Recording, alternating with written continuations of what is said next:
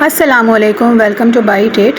Bite it के kitchen में आज बन रहा है बहुत ही मज़ेदार सा अरबी मसाला या अरबी का सालन जो बहुत अच्छा बन के रेडी होगा। तो चलें कुकिंग स्टार्ट करते हैं। मैंने ले ली है एक दरमियाने साइज़ की प्याज और उसको हमने ब्राउन करना है, और थोड़ी सी अदरक और हरी मिर्चें मैंने बारीक बारीक काट ली हैं जो गार्निश के तौर पर इस्तेमाल होंगी, और बाकी सारे मसाले हम साथ साथ बताते जाएँगे।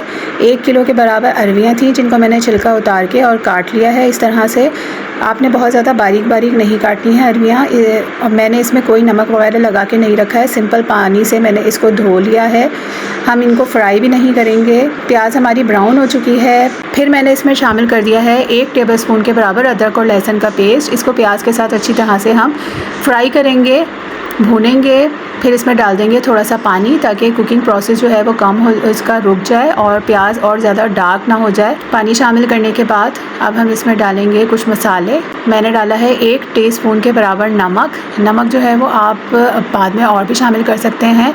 1 टेबलस्पून मैंने इसमें डाली है पिसी हुई लाल मिर्चें। आप कुटी हुई लाल मिर्चें भी शामिल कर सकते हैं। 1 टेबलस्पून ही डाला है मैंने इसमें पिसा हुआ धनिया, और आधा टीस्पून डाली है हल्दी। अच्छी तरह से इन सारे मसालों को प्याज के साथ मिक्स करेंगे। हम पानी डाल के हम थोड़ा थोड़ा सा इसको मसालों को भूनते रहेंगे ताकि मसाले हमारे बिल्कुल भी ना लगें। अच्छी तरह से इनको भूनेंगे। जब इनकी अच्छी से खुशबू आने लगेगी फिर हम इसके अंदर शामिल कर देंगे अपनी अरवियाँ। इनको हमने फ्राई नहीं किया है बल्कि यूँ ही हमने सिर्फ धो के इनको रखा हुआ था। अरवियों को मसालों के साथ अच्छी तरह से फ्राई करेंगे, हम मसालों में भूनेंगे, और ढक्कन ढककर हम इसको थोड़ी देर के लिए छोड़ देंगे ताकि इसके अंदर स्टीम आ जाए और अरवियाँ हमारी पकना शुरू हो जाए। अब देखिए अरवियाँ जो हैं वो पकनी शुरू हो गई हैं। इसका पानी भी निकला है थोड़ा सा, जिसके अंदर ये गलने शुरू हो गई हैं।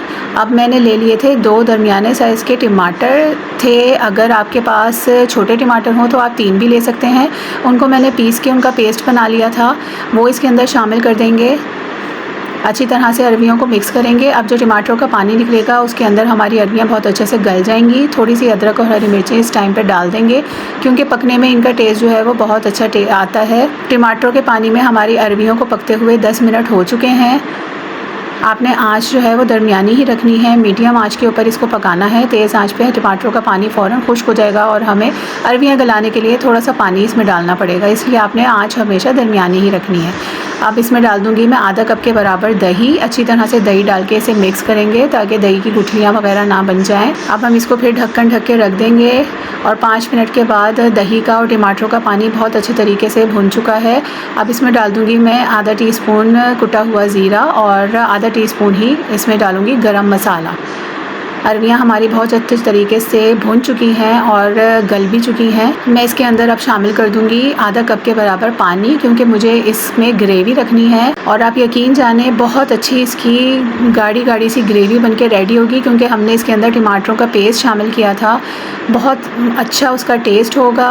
अब मैंने इसमें थोड़ी सी अदरक और हरी मिर्चें और डाल दी हैं और हरा धनिया, और हम ये इसको बॉयल आने के बाद हम इसको 10 मिनट के लिए बिल्कुल हल्की आंच के ऊपर दम पे छोड़ देंगे ताकि जितनी भी हमारी अरवियों में कसर है वो ख़त्म हो जाए और बहुत अच्छे से ये गल जाए। और देखें 10 मिनट के बाद हमारी अरवियाँ बिल्कुल रेडी हो चुकी हैं।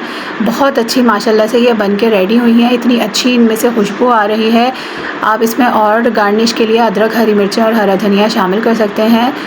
बहुत अच्छी इनका टेस्ट होगा। आप इसको ज़रूर अपने घर में ट्राई करें। आपके घर वालों को सबको बहुत पसंद आएंगी इंशाअल्लाह ताला। अपने दोस्तों के साथ इसको शेयर करें। अब हम इसकी टेस्टिंग कर लेते हैं। देखें कितना अच्छा है, इसकी माशाल्लाह से गाढ़ी सी ग्रेवी बनके रेडी हुई है। बहुत सॉफ्ट ये बनी है। हम इनको अदरक, नींबू, हरी मिर्चों के साथ खाते हैं।